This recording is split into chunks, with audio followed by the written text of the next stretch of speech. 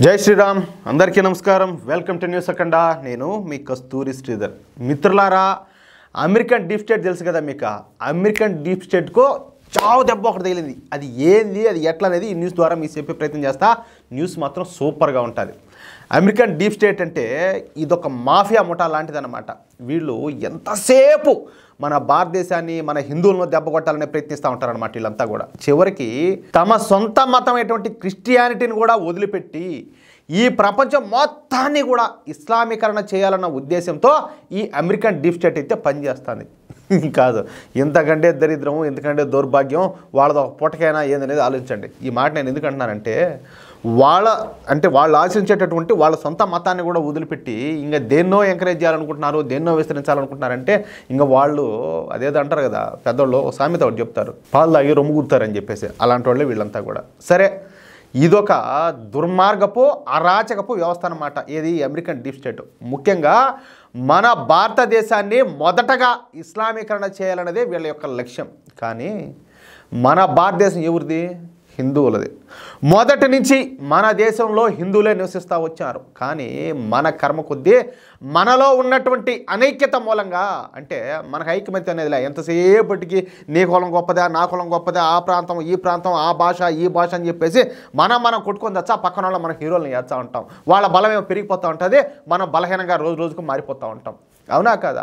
మన అనైక్యత మూలంగా మొదట ఈ ముస్లిం దురాక్రమణదారులు, తర్వాత ఈ బ్రిటిష్ వాళ్ళు మన దేశాన్ని పరిపాలించారు. కేవలం వీళ్ళ అవసరం కోసం, వీళ్ళ స్వార్థం కోసం వాళ్ళకు సపోర్ట్ చేసి, ఏది ఇప్పుడు ఇది రెండు రాజ్యాలు ఉంటాయి, వీడు వాడిని గడ్డి కొట్టలేడు కాబట్టి ఇదేంది, ఇటు ఈ ముస్లిం దురాక్రమణదారుడికో లేకపోతే ఈ బ్రిటిషర్లకో సపోర్ట్ చేయడం, వాళ్ళ సపోర్ట్ తోటి ఈడు పోయి వాడిని కొట్టడం, ఈడు వాళ్ళ కాళ్ళ కింద కుక్కలాగా పడి ఉండడం. పైగా ఏంది, వాళ్ళ తర్వాత వాళ్ళు ఇన్ని ఆడిస్తారన్నమాట ఆట. వాళ్ళు ఎట్లా కావాలంటే అటు వీడు ఆడాలి. ఆ విధంగా భ్రష్టు పట్టించారు మన దేశాన్ని. అప్పటి నుంచే మన దేశంలో ఈ ముస్లిం మతం కావచ్చు, క్రైస్తవ మతాలు వచ్చినాయి. అవునా కదా? అంతకుముందు మనకు అసలు ఈ మతాల గురించి తెలియనే తెలీదు. నేను ఇక్కడ ఇంకో మాట చెప్పాలా, ఎవరైతే మన దేశం మీద దండయాత్రకు వచ్చారో ఎవరు, ఈ ముస్లింలందరూ కూడా, వాళ్ళేమీ వాళ్ళ పిల్లలను వేసుకురాల, కేవలం మగవాళ్ళు మాత్రమే వచ్చారు. వాళ్ళు ఇక్కడికి వచ్చి రాజ్యాలను ఆక్రమించుకున్న తర్వాత ఎవరు మన వాళ్ళని చంపి వాళ్ళ భార్యలను ఎత్తుకొని పోవడం, లేకపోతే వాళ్ళ బిడ్డలను ఎత్తుకొని పోవడం, ఈ విధంగా బలవంతంగా వాళ్ళ పెళ్ళిళ్ళు చేసుకొని వాళ్ళతో పిల్లలుగానే ఇదంతా చేశారు. ఆ విధంగా ఏర్పడిందే ఇదంతా కూడా. ఇంకొక మాట, ఎవరైతే హిందువులు ఉంటారో వాళ్ళను భయపెట్టో బలవంతంగానో ఏమైనా చేసినా కూడా ఆ విధంగా చాలామందిని మతం మార్చారు. క్రిస్టియానిటీలో కూడా అంతే. క్రిస్టియానిటీ గురించి మీకు తెలియదే ఉన్నది, రకరకాల అబద్ధాలు చెప్పి మీకు రోగాలు తగ్గుతాయి, మీకు అది వస్తుంది ఇది వస్తుంది, లేనిపోని అన్నిటి చెప్పి మతం మార్చారు. అసలు కొన్ని రాష్ట్రాల్లో కొన్ని ప్రాంతాలు అయితే ఓరినైనా క్రిస్టియన్లు కూడా ఇంత హింసించినారా భారతీయులను అనేటట్టు అంత ఘోరంగా, అంత క్రూరంగా హింసించి మెడ మీద కత్తులు పెట్టి క్రిస్టియానిటీకి మార్పించారన్నమాట హిందువుల్ని. అంత దారుణం జరిగిన మన భారతదేశంలో మామూలు చరిత్ర కాదు ఉండేది, రక్త చరిత్ర. ఆ రక్త చరిత్రలోంచి పుట్టుకొని వచ్చి ఈ రోజుకి కూడా మనం గర్వంగా హిందువులుగా ఉన్నామంటే మనం మన పెద్దవాళ్ళకు, మన పూర్వీకులకు మన పాదాలు మొక్కినా, మనం ఏం చేసినా కూడా తక్కువే. మన విలువ, మన బతుకులు మనకు తెలియడం లే. మన చరిత్ర పురుషులు ఎవరైతే, మన పెద్దవాళ్ళు ఎవరైతే ఉన్నారో, మన పూర్వీకులు, వాళ్ళు ఎంతట గొప్పవారో ఈనాడు ఈ కాలంలో వాళ్ళకి ఎవరికి చాలామందికి తెలియడం లే. కేవలం తిన్నామా, పడుకున్నామా, తెల్లారుతుందా, డబ్బు డబ్బు డబ్బు అని చెప్పేసి డబ్బా యావ కొంతమా, లేకపోతే వీళ్ళ స్వార్థము ఇట్టంతా చేసుకొని మన విలువను మనమే తీసుకొని మనం మళ్ళా ఒక బానిసత్వ బాజాలంలోకి వెళ్ళే ప్రయత్నం చేస్తున్నాం. 1947లో మన దేశానికి స్వాతంత్రం వచ్చింది. కనీసం 2047 వరకైనా కూడా మన స్వాతంత్రాన్ని మనం ఉండించుకోగలుగుతామా, లేకపోతే ఇంక మళ్ళీ తీసుకుపోయి ఎవడి కాళ్ళ కాడన్నా పెడతామా అనే దానికి అది ఒక సందేహంగా ఉన్నది చెప్పాలంటే.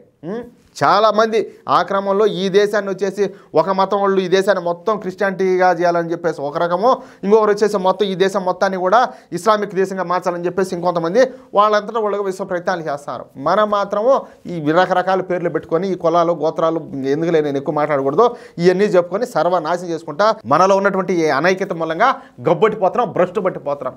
సరే, చెప్పాలంటే ఎవరు ఎన్ని దండయాత్రలు చేసినా, ఎన్ని సంవత్సరాలు పాలించినప్పటికీ మన దేశంలో ఇప్పటికి కూడా మన హిందువులే మెజారిటీగా ఉన్నారంటే అది మన గొప్పతనం కాదు, మన పెద్దవాళ్ళ గొప్పతనం, మన సనాతన ధర్మం యొక్క గొప్పతనం. లేదంటే ఈ ముస్లిం దురాక్రమణదారులు కావచ్చు, లేకపోతే ఈ బ్రిటిష్ వాళ్ళు ఆ పరిపాలించిన దేశాలన్నీ అటు ఇస్లామిక్ దేశాలుగానో లేదా క్రిస్టియన్ దేశాలుగానో మిగిలిపోయినాయి. ఇప్పటికే ఆల్మోస్ట్ మారిపోయినాయి. కానీ ఒక్క మన దేశం మాత్రమే ఇప్పటికీ హిందూ మెజారిటీ దేశంగానే ఉంటా వస్తుంది. సరే, మళ్ళీ అసలు విషయానికి వద్దాం. ఇదంతా కూడా ఏంటంటే చెప్పుకుంటా పోతా ఉంటే బాధ, కానీ ఈ ఆవేదన తగ్గదు, మన వాళ్ళలో మార్పు రాదు. నువ్వేంది బోడాను నువ్వు మా చెప్పేది అన్నట్టు చెప్పేవాళ్ళనే ఎరుపుష్పాలుగా చూసే రకాలు. కానీ ఏంటంటే మనం చెప్పకుండా ఉండలేం, అది మ్యాటర్ అయితే. సరే, ఎలాగైనా సరే మన దేశంలోని సనాతన ధర్మాన్ని నాశనం చేసి ఇస్లామిక్ రాజ్యంగా మార్చాలన్నది ఈ అమెరికన్ డీప్ స్టేట్ యొక్క ఉద్దేశం అని నేను ఇంతకుముందు కూడా చెప్పినా కదా. అందుకే మన హిందూ ధర్మాన్ని సర్వనాశనం చేయాలని చెప్పేసి ఈ అమెరికన్ డీప్ స్టేట్ గట్టి నిర్ణయం అయితే తీసుకునింది. అందుకే అంతర్జాతీయ వేదికలపై ఏ హిందూకు కీలక పదవులు అయితే దక్కకుండా ఈ అమెరికన్ డీప్ స్టేట్ అడ్డుకుంటా వచ్చింది. మామూలు కుట్రలు కాదు మన మీద జరుగుతుంది. ముఖ్యంగా అమెరికాలో నికార్సినటువంటి ఏ హిందూ కూడా ఉన్నత పదవులు రాకుండా ఈ అమెరికన్ డీప్ స్టేట్ అయితే పనిచేస్తూ వచ్చింది. అయితే మొన్న ఈ అమెరికా 47వ అధ్యక్షుడిగా ఎన్నికైనటువంటి డొనాల్డ్ ట్రంప్ మన హిందువైన తులసి గబార్డ్ను డైరెక్టర్ ఆఫ్ యుఎస్ నేషనల్ ఇంటెలిజెన్స్గా నియమిస్తా ఒక అద్భుతమైన, ఒక సంచలనమైన, ఒక కీలక నిర్ణయం అయితే తీసుకున్నారు.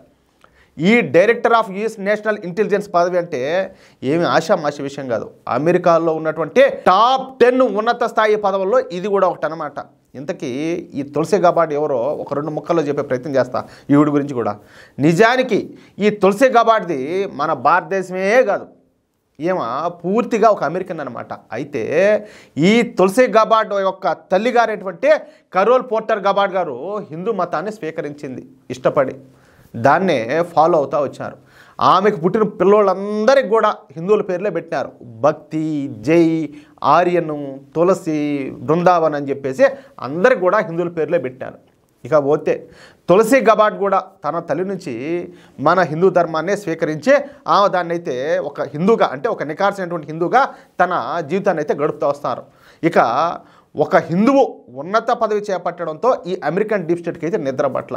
అది కూడా Tulsi Gabbard director of US national intelligence పదవిని చేపట్టడంతో ఈ అమెరికన్ డీప్ స్టేట్ జీర్ణించుకోలేకపోతుంది. ఇకపోతే ఈ అమెరికన్ డీప్ స్టేట్ తులసి గబార్డ్ను నరేంద్ర మోడీ పప్పెట్ అని, నరేంద్ర మోడీ ఏం చెబితే ఈ తులసి గబార్డ్ ఆ పని చేస్తుందని, తులసి గబార్డ్కు హిందూ మతం తప్ప మరేవి కూడా పట్టమని చెప్పేసి తులసి గబార్డ్కు ముస్లింలు అంటే ద్వేషమని విమర్శలు చేయడం మొదలుపెట్టినారియా. ఎంత కడుపు మంటో, ఎంత అసూయో, ఎంత ద్వేషమో ఒకసారి మీరు ఆలోచించండి. ఎంత అక్కసు వెళ్ళగొక్కుతున్నారు వీళ్ళంతా కూడా ఈ దరిద్రపుండా కొడుకులో.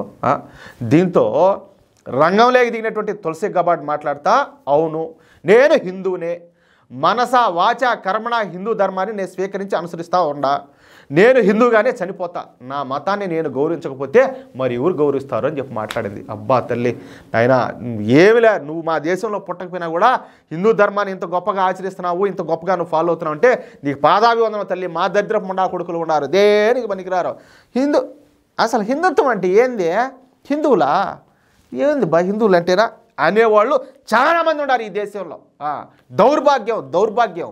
సరే, ఈవిడ చెప్పడం అవును నా మతాన్ని నేను ప్రేమిస్తున్నా, అలా అని మరే మతాన్ని కూడా నేను వ్యతిరేకించడం లేదే, నాకు మోడీ గారంటే అభిమానం ఉండాలి, ఖచ్చితంగా నేను మోడీ గారికి గౌరవిస్తా, ఎవరో ఏం మాట్లాడినా ఇదే జరగబోయేదైతేనో ఇదే జరిగి తీరుతుందని చెప్పింది. మెట్టుతో కొట్టట్టు పీకాల్సిందే. ఏది చేసేది? ఏం బిక్తారంటాలే. అవును, నాకు హిందూ మతాన్ని హేళన చేసేవాళ్ళంటే అసహ్యం. హిందువులపైన, హిందూ మతం పైన జాత్యాహంకార భావజాలం కలిగినటువంటి వ్యక్తులంటే నాకు అసహ్యమే. అసలు హిందూ మతాన్ని హేళన చేయడానికి వీళ్ళంతా ఎవరయ్యా అన్నట్టు మాట్లాడింది. సరే, ఇక ముస్లింల విషయానికి వద్దాం. అన్ని మతాలలాగా నేను ముస్లిం మతాన్ని కూడా గౌరవిస్తా, కానీ ముస్లిం మత ఛాందసవాదులు అంటే నాకు అస్సలు గిట్టదు. ముఖ్యంగా ఈ ముస్లిం మత ఛాందసవాదులకు సపోర్ట్ చేసే నాయకులంటే నాకు పరమ అసహ్యం అని చెప్పి మాట్లాడింది. అంటే ఎవరైతే మత పిచ్చితో కొట్టుమిట్టాడుతూ ఉంటారో వాళ్ళంటే నాకు అసహ్యం అని నన్ను అర్థం అన్నమాట. ఈ విధంగా మన తులసి గబార్డ్ గారు ఈ అమెరికన్ డీప్ స్టేట్ను దడదడలాడించింది. అంటే తానంటే ఏందనే విషయాన్ని స్పష్టంగా తెలియజేసింది. దీంతో అమెరికన్ డీప్ స్టేట్కు భారీ షాక్ తగిలినట్టయింది. ఇన్నాళ్ళు కూడా ఈ తులసి గబార్డ్ గురించి ఎంత చెడు ప్రచారం చేసినప్పటికీ ఒకే ఒక్కసారి ఈ ఒక్క ప్రసంగంతో తులసి గబార్డ్ దాన్ని మొత్తాన్ని కూడా తుడిచిపెట్టేసేయడం, తాను ఒక నికాసైన హిందువుని చెప్పుకోవడంతో ఈ అమెరికన్ డీప్ స్టేట్కు ఫ్యూజులన్నీ ఎగిరిపోయినాయి. అదియా నోరు తెరిచి మాట్లాడితే ఎవడి నోళ్ళైనా ఎవడి డిక్కీలైనా కూడా మూతపడతాయి. మాట్లాడాలా, నోరు తెరచాలా, నోరు తెరిచి మాట్లాడితేనే, లేకపోతే నష్టపోయేది మనమే. ఏమంటారా మిత్రులరా? ఈ న్యూస్ కనుక మీకు నచ్చినట్టయితే, అదేవిధంగా నేను చెప్పిన మాటలతో మీరు ఏకీభవిస్తే తప్పనిసరిగా ఈ న్యూస్ నలుగురికి షేర్ చేయండి. అలాగే ప్రతి ఒక్కరు కూడా మీ యొక్క అమూల్యమైన అభిప్రాయాన్ని ఖచ్చితంగా కామెంట్ చేయండి. ఓకేనా? మీ కామెంట్ కోసం నేను ఎదురు చూస్తూ ఉంటాను. ఇంకొక మాట, ఇంతవరకు ఈ వీడియో చూస్తున్నటువంటి మిత్రులు ఎవరైనా కూడా మన ఛానల్ సబ్స్క్రైబ్ చేసుకున్నట్టయితే ప్రతి ఒక్కరు కూడా మన ఛానల్ సబ్స్క్రైబ్ చేసుకోండి, సపోర్ట్ చేయండి. జై శ్రీరామ్.